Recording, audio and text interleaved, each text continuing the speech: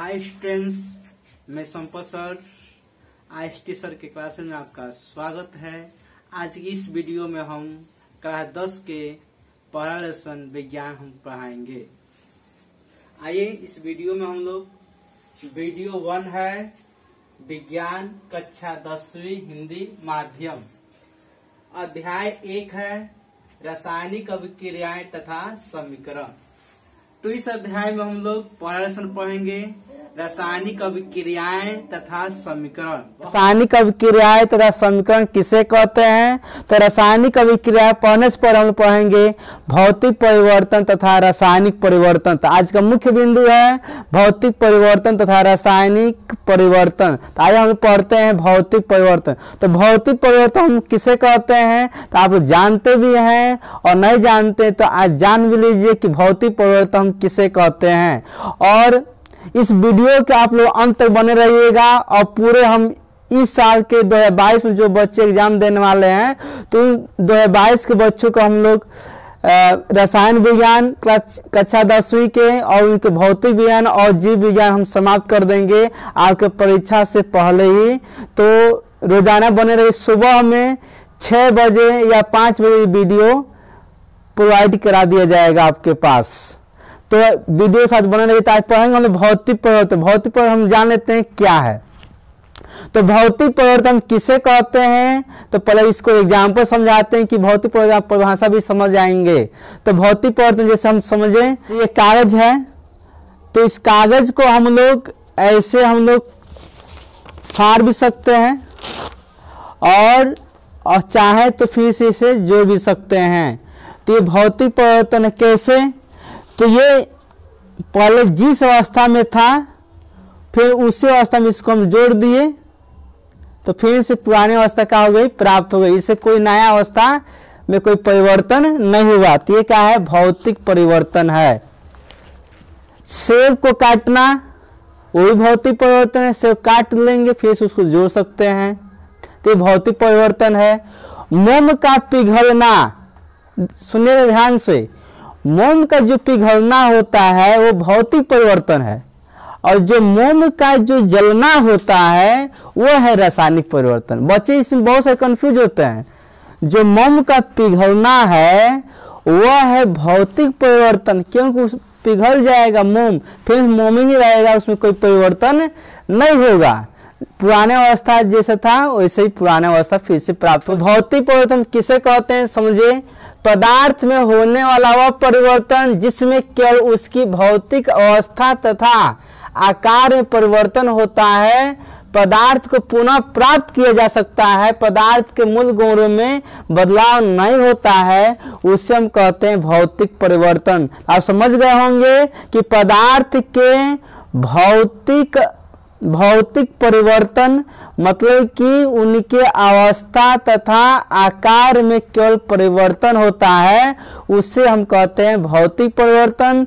और पुनः उससे हम प्राप्त कर सकते हैं। जैसे आपको एग्जाम्पल के अनुसार बताया है कि जैसे कागज को हम फाड़े हैं एक पन्ना को, तो उसको फिर से हम जोड़ दिए हैं तो उसको पुनः हम प्राप्त कर सकते हैं, तो उसको हम क्या कहते हैं? भौतिक परिवर्तन। तो पदार्थ के मूल गुणों में बदलाव नहीं होता है, तो पदार्थ के मूल गुणों में परिवर्तन नहीं होता है, बदलाव नहीं होता है, उसे हम कहते हैं भौतिक परिवर्तन। आप समझ गए होंगे पदार्थ के मूल गुण में परिवर्तन नहीं होता है। जैसे कागज है तो कागज रहेगा, मोम पिघल रहा है तो मोम रहेगा, उस मूल अवस्था में कोई परिवर्तन नहीं होता है। क्यों? उनके भौतिक अवस्था और आकार में परिवर्तन होता है, उनके मूल गुणों में कोई परिवर्तन नहीं होता है। अब आइए समझते हैं भौतिक परिवर्तन के गुण। तो इनके भौतिक परिवर्तन गुण क्या है? तो पहले समझते हैं इनके आकार एवं अवस्था में परिवर्तन होता है। तो भौतिक परिवर्तन में पदार्थों के आकार तथा अवस्था में क्या होता है? परिवर्तन होता है। जैसे बर्फ है, हम बर्फ को गर्म करेंगे तो द्रव अवस्था में हो जाएगा और फिर से हम लोग द्रव अवस्था को हम लोग ठंडा करेंगे तो हो जाएगा ठोस अवस्था में, फिर बर्फ अवस्था में परिवर्तन हो जाते हैं। इनके आकार तथा अवस्था में परिवर्तन हो जाएगा। दूसरा ये है, ये अस्थायी परिवर्तन होता है। क्या होता है? अस्थायी परिवर्तन। अस्थायी परिवर्तन नहीं होता है, क्या होता है? ये अस्थायी परिवर्तन होता है। जैसे यहाँ पे एग्जाम्पल में समझाया गया है, जल से हम बर्फ में बदल सकते हैं, जल को हम बर्फ में बदल सकते हैं और बर्फ को हम लोग जल में बदल सकते हैं। तो इसलिए जल बर्फ में बदल जाएगा और बर्फ जल में बदल जाएगा। तो इसलिए क्या है? ये अस्थायी परिवर्तन है, अस्थायी परिवर्तन नहीं है। तीसरा यह है कि यह दोनों दिशाओं में होता है, इसलिए यह उत्क्रमणीय है। ये जो भौतिक जो परिवर्तन होता है दोनों दिशा में होता है, अग्र दिशा और पश्च दिशा। अग्र दिशा मतलब कि जैसे जल है, जल से बर्फ बन गया तो वो अग्र दिशा हो गया, और फिर से बर्फ से जल बन जाए वो हो जाता है पश्च दिशा। तो जल से बर्फ बन गया तो ये अग्र दिशा में बन रहा है, बर्फ से जल बन जाए तो पश्च दिशा में है, वो द्रव अवस्था में है, जो बर्फ है वो ठोस अवस्था में है। तो हम लोग जल को ठंडा करेंगे तो बदल जाएगा बर्फ में, और बर्फ को गर्म करेंगे तो बदल जाएगा जल में। तो इसलिए क्या ये अस्थायी परिवर्तन है, और तथा ये दोनों दिशा में हो रहा है। जल से बर्फ में परिवर्तन हो जा रहा है और बर्फ से जल में परिवर्तन हो जा रहा है। तो जल से बर्फ में परिवर्तन हो रहा है तो अग्र दिशा में, और बर्फ से जल में परिवर्तन हो रहा है तो पश्च दिशा में परिवर्तन हो रहा है। तो हम लोग समझ गए कि भौतिक परिवर्तन किसे कहते हैं, तो और उनके गुण किसे कहते हैं, और हम समझेंगे अब भौतिक परिवर्तन के कुछ उदाहरण। तो वीडियो को पॉज करके इसको आप लिख लीजिए। परिवर्तन के उदाहरण, तो पहला उदाहरण है बर्फ का पिघलना। तो आपको हम बताए हैं बर्फ का जो पिघलना है वो भौतिक परिवर्तन है।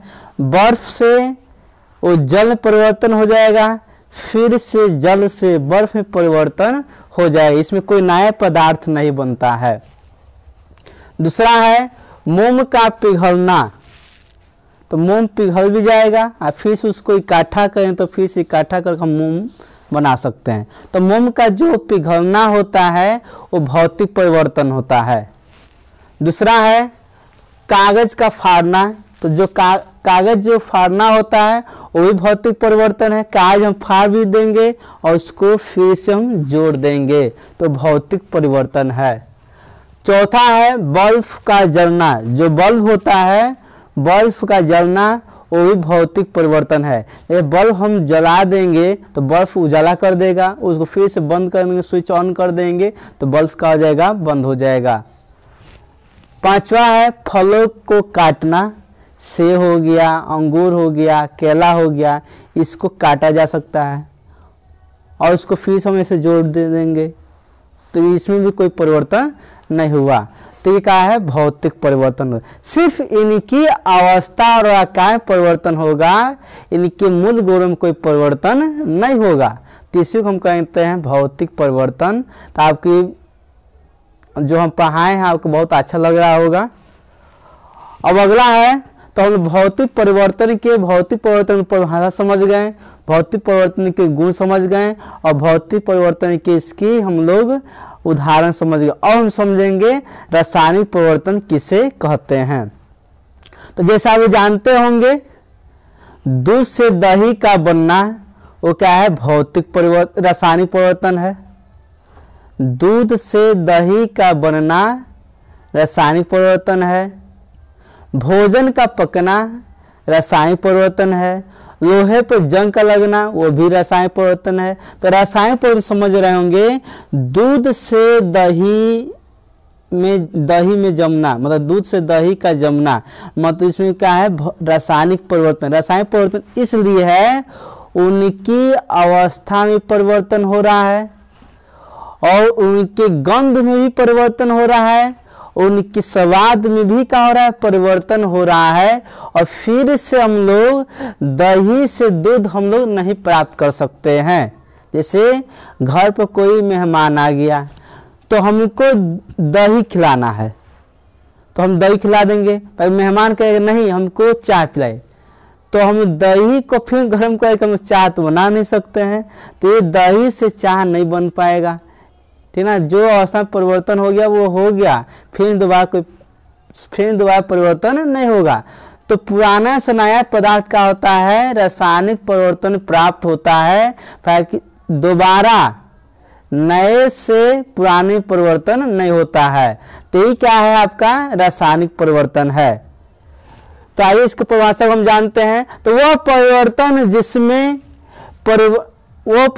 जिसमें पदार्थों के मूल गुणों में परिवर्तन होता है, इस परिवर्तन में नया पदार्थ प्राप्त होता है, अतः पुराने पदार्थ का पुनः प्राप्त नहीं कर सकते हैं। तो इसे हम क्या कहते हैं, रासायनिक परिवर्तन। मतलब ये इस परिवर्तन में क्यों नया ही पदार्थ का होता है, प्राप्त होता है, पुनः इस पदार्थ को प्राप्त हम नहीं कर सकते हैं। तो इस वीडियो को पॉज करके लिख लीजिए रासायनिक परिवर्तन के गुण। तो रासायनिक परिवर्तन के गुण पहला है, इनमें नया पदार्थ प्राप्त होता है। तो इसमें जो होता है नया पदार्थ प्राप्त होता है रासायनिक परिवर्तन में, क्योंकि आपको पढ़ाया भी है रासायनिक परिवर्तन किसे कहते हैं। तो रासायनिक परिवर्तन में नया पदार्थ प्राप्त होता है। दूसरा है, पदार्थ के मूल गुणों में परिवर्तन होता है। तो पदार्थ के मूल गुणों में परिवर्तन होता है, ऐसा भौतिक परिवर्तन नहीं होता है। रासायनिक परिवर्तन में मूल गुणों में क्या होता है, परिवर्तन होता है। जैसे आप समझ भी रहे हैं, दूध से दही का बनना, तो क्या है, मूल गुण में उसका परिवर्तन हो गया है। तो ये क्या है, रासायनिक परिवर्तन के गुण है। तीसरा है, ये अस्थायी होते हैं। दूध से दही बन गया, वो अस्थायी हो गया, फिर से दही से दूध नहीं बनेगा। तो दूध से दही बन गया, अस्थायी हो गया। चौथा है, प्रारंभिक पदार्थ को पुनः प्राप्त नहीं किया जा सकता है। तो इसमें प्रारंभिक पदार्थ को पुनः प्राप्त नहीं किया जा सकता है। मतलब कि जिस पदार्थ नया पदार्थ प्राप्त हुआ है, उस पदार्थ को पुनः प्राप्त नहीं किया जा सकता है। मतलब कि जिस पुनः प्राप्त नहीं किया जा सकता है। पांचवा है, एक ही दिशा में होता है। एक ही दिशा में, तो जब एक ही दिशा में होता है, तो इसलिए इसको हम कहते हैं अनुत्क्रमणीय। क्या कहते हैं, अनुत्क्रमणीय। तो हम यहाँ पर नहीं लिखे हैं, आप तो कॉपी में लिख लीजिएगा। तो जो एक ही दिशा में होता है उसे हम कहते हैं अनुत्क्रमणीय। जो भौतिक परिवर्तन था वो दोनों दिशा में हो रहा था, तो उसे हम कहते हैं उत्क्रमणीय। जैसे उदाहरण यह है, दूध से दही। जो दूध है वो द्रव अवस्था में होता है, जो दही है वो थोड़ा थोड़ा ठोस अवस्था में होता है। तो दूध से दही का बनना और दिशा में, ताकि दही से दूध नहीं प्राप्त किया जा सकता है। तो केवल इसमें एक ही दिशा होता है, ये दोनों दिशा में कार्य नहीं करता है। तो हम समझते हैं हम लोग अब रासायनिक परिवर्तन के उदाहरण। तो रासायनिक परिवर्तन उदाहरण क्या है, मोमबत्ती का जलना। तो जलना शब्द जिसमें आ जाए वह है रासायनिक परिवर्तन। वह क्या है, रासायनिक परिवर्तन, वो भौतिक परिवर्तन नहीं है। दूसरा है, कागज तथा लकड़ी का जलना। तो कागज और लकड़ी का जलना भी क्या है, रासायनिक परिवर्तन है। तीसरा है, लोहे पर जंग का लगना। तो लोहे पर जंग का भी लगना क्या है, रासायनिक परिवर्तन है। दूध से दही का बनना, ये भी क्या है, रासायनिक परिवर्तन है। तो बहुत बहुत धन्यवाद इस वीडियो को देखने के लिए पूरा, और लाइक और कमेंट से और सब्सक्राइब जरूर कीजिए हमारे चैनल को। और आज हम आपको पढ़ाए भौतिक परिवर्तन और रासायनिक परिवर्तन, और कल इसका नेक्स्ट पार्ट आपको पढ़ाएंगे, वीडियो नंबर 2 कल पढ़ाएंगे। Thank you very much.